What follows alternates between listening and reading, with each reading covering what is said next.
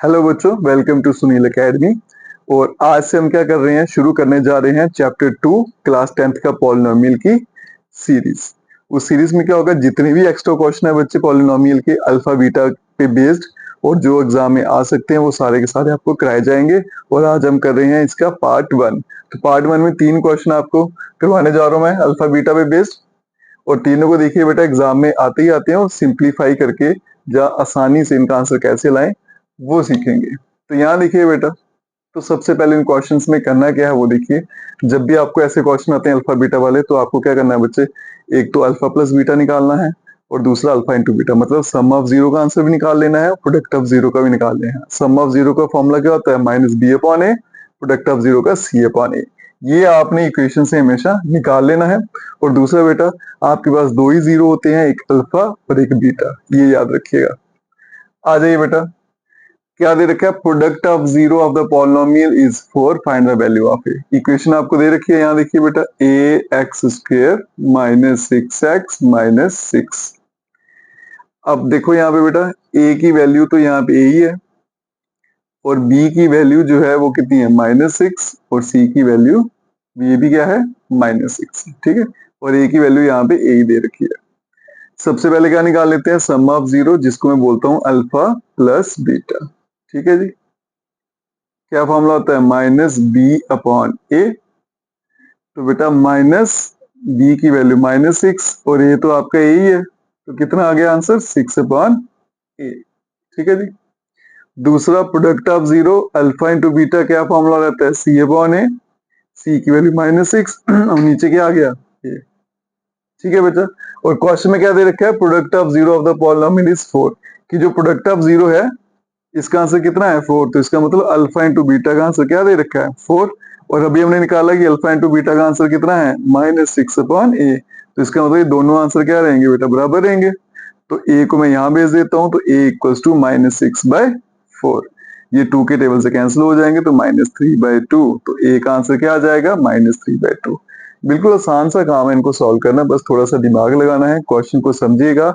और मैं बार बार एक ही बात बोलूंगा, जब भी ऐसे क्वेश्चन आते हैं बेटा, तो सबसे पहले आपको क्या करना है, इक्वेशन से sum of zero product of zero की वैल्यू निकाल लेनी है, बस इतना सा काम करना है।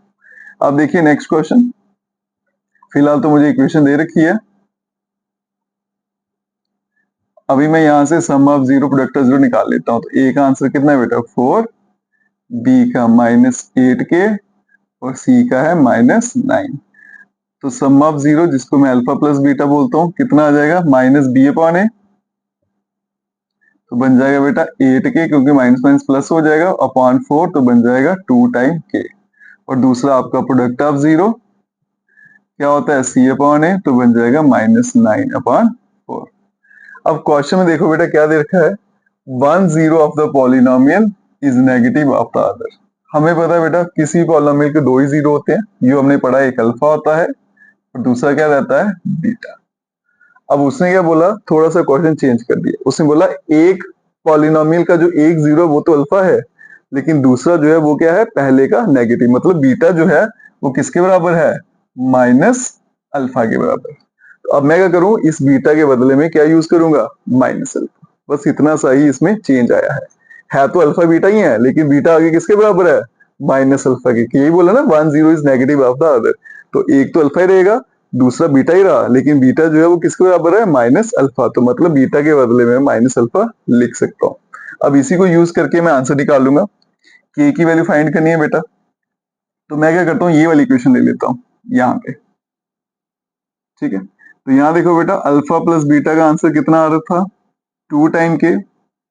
अभी पढ़ा बीटा का आंसर क्या है, माइनस अल्फा। अल्फा तो ऐसे रहेगा, बीटा के बदले में क्या आ गया, माइनस अल्फा, और यहाँ पे क्या आ गया, 2 टाइम के। ये जीरो हो गया, तो के का आंसर क्या आएगा, 0/2। तो आंसर क्या आ गया, 0। ठीक है बच्चों, कोई दिक्कत तो नहीं, बिल्कुल आसानी से सॉल्व हो गया। नेक्स्ट देखिए, फिर से इक्वेशन दे रखी है बेटा। सबसे पहले तो इक्वेशन लिखेंगे,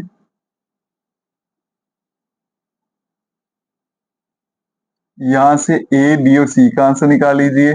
बी आ गया आपका 37 और सी आ गया -k-2।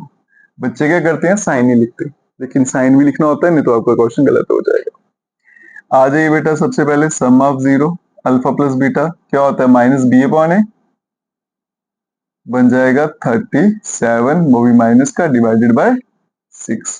Product of 0 C upon A, तो सी की वैल्यू माइनस के माइनस 2 डिवाइड में 6। अब चलते हैं कंडीशन में, क्या बोला है, 1 0 is the reciprocal of the other. फिर से देखिएगा, जीरो तो दो ही है, अल्फा और बीटा, लेकिन बोल क्या दिया कि एक जीरो दूसरे का रेसिप्रोकल है, मतलब जो बीटा है उसको आप कैसे लिख सकते हो, 1 अपॉन अल्फा। ठीक है, अभी भी जीरो दो ही है, एक अल्फा एक बीटा है, लेकिन एक्स्ट्रा क्या ऐड कर दिया उन्होंने कि जो बीटा है आप उसके बदले में क्या लिख सकते हो, 1 अपॉन अल्फा। रेसिप्रोकल मतलब होता है उल्टा करके लिखना। अब बेटा इस वाली इक्वेशन को मैं यूज कर लेता हूँ।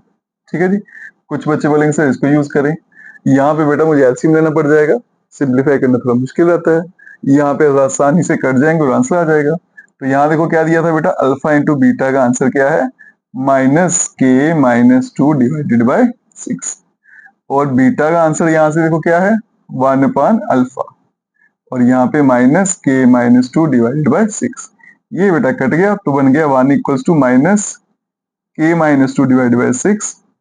इसको यहाँ भेज देता हूँ, तो 6 इक्वल्स टू, ये ब्रैकेट खोल देंगे तो बन जाएगा माइनस के प्लस 2।